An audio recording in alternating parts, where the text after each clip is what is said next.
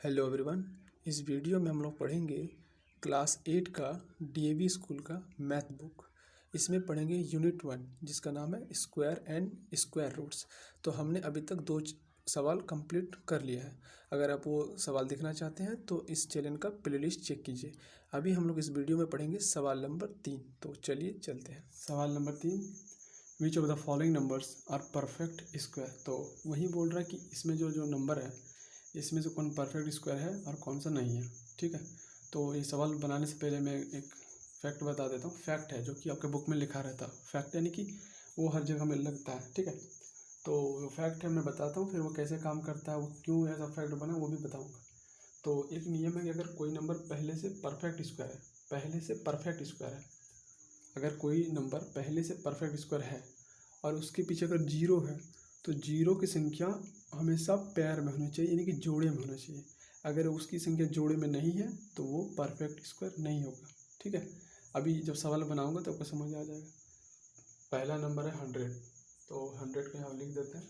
तो इसका जब प्राइम फैक्टराइजेशन करेंगे यानी फैक्टर में इसको ब्रेक करेंगे तो 2 इंटू 2 इंटू 5 इंटू 5, इसको प्राइम फैक्टर में तोड़ने पर यही आता है। तो क्या ये पैर बनाता है? हाँ बनाता है। ये इस तरह से पैर बनाता है, यानी ये 2 मिलकर ये करेगा और ये 5 मिलकर ये कर देगा। तो 2 का पावर 2, 5 का पावर 2, दोनों का पावर अगर इक्वल है तो पावर को कॉमन लिया जा सकता है इस तरह से। और ये 5 2 से 10, तो 10 का पावर 2। तो ये जो 100 है वो परफेक्ट स्क्वायर है। किसका स्क्वायर है? 10 का है। यानी 10 को 2 बार अगर मल्टीप्लाई करेंगे तो 100 होगा। ठीक है, तो ये पहला सवाल खत्म होता है। अगले सवाल में चलते हैं। 205000, ये परफेक्ट स्क्वायर है या नहीं, इसको कहने के लिए एक तरीका है कि आप जीरो को गिन लीजिए। 1 2 3, 3 जीरो है, तो 3 जीरो जो है वो पैर नहीं बना सकती, मतलब जोड़े नहीं बना सकती। जैसे ये तो जोड़े बना लेगी लेकिन ये नहीं बना पाएगी, इसीलिए परफेक्ट स्क्वायर नहीं है। मतलब ये जो जीरो की संख्या है वो इवन में होना चाहिए, ऑड में नहीं। अगर ऑड में है तो ये परफेक्ट स्क्वायर नहीं है।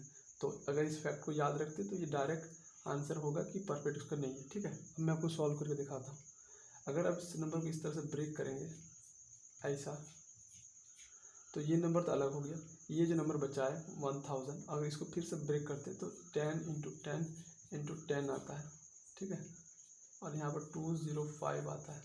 तो यहाँ पर देखिए 10 का तो पैर बन गया, लेकिन इस 10 का पैर कैसे बनेगा? क्योंकि 205 में से 10 तो आएगा नहीं, क्योंकि अगर इसको फिर आप अगर ब्रेक करते तो ये आता है 5 इंटू, इस तरह से आता है।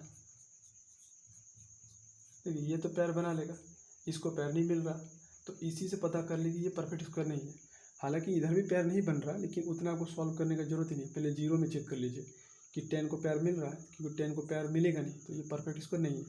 तो पहला है कि इतना आपको सॉल्व करने का जरूरत नहीं है। आपको ये याद रखना है कि अगर कोई नंबर परफेक्ट स्क्वायर है और अगर उसके पीछे जो जीरो है, जीरो की संख्या की गिन लीजिए, जीरो की संख्या गिन लीजिए।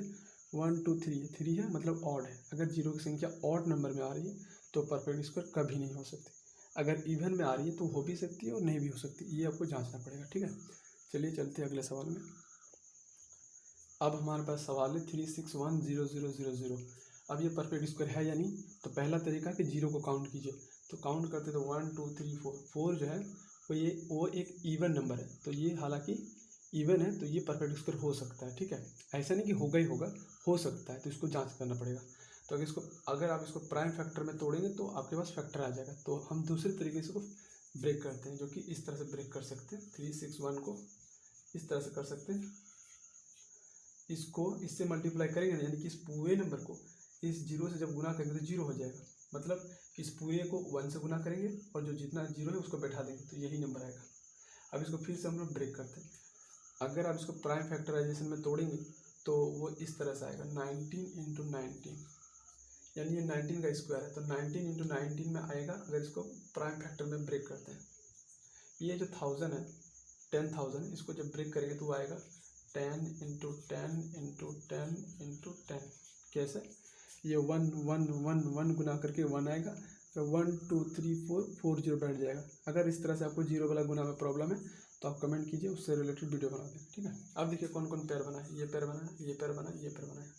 तो दो पैर मिलके एक नंबर आता है, ये इसका स्क्वायर, इसका स्क्वायर, ये दोनों मिलके ये आया, ये दोनों मिलके ये आया और ये दोनों मिलके ये आया। सबका स्क्वायर देखिए कॉमन है, इसे सबको एक जगह हम लिख सकते हैं इस तरह से।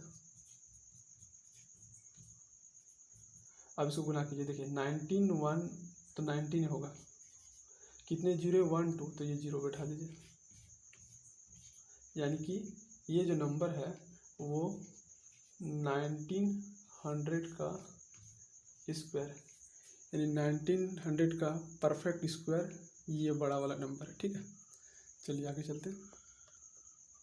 फिर से आपके पास एक बड़ा सा नंबर है 2123000000, तो वही नियम है, अगर पूछ रहा है कि ये परफेक्ट स्क्वायर है या नहीं और उस नंबर के पीछे जीरो है तो जीरो को काउंट कीजिए, 1 2 3 4 5, तो कितने जीरो 5, और 5 कैसा नंबर होता है ऑड, यानी कि परफेक्ट स्क्वायर नहीं है। क्यों नहीं है? क्योंकि मैंने पहले बताया अगर जीरो का जो नंबर है वो इवन में नहीं है तो परफेक्ट स्क्वायर कभी नहीं हो सकता। ठीक है, अगर इवन में आता है तो जांच करना पड़ता है कि है कि नहीं, लेकिन अगर वो जीरो की संख्या ऑड में आ गया तो आगे जांच करना ही नहीं है, बिल्कुल काट दीजिए कि ये परफेक्ट स्क्वायर नहीं हो सकता। ठीक है, इसके साथ ये सवाल नंबर 3 भी खत्म होता है।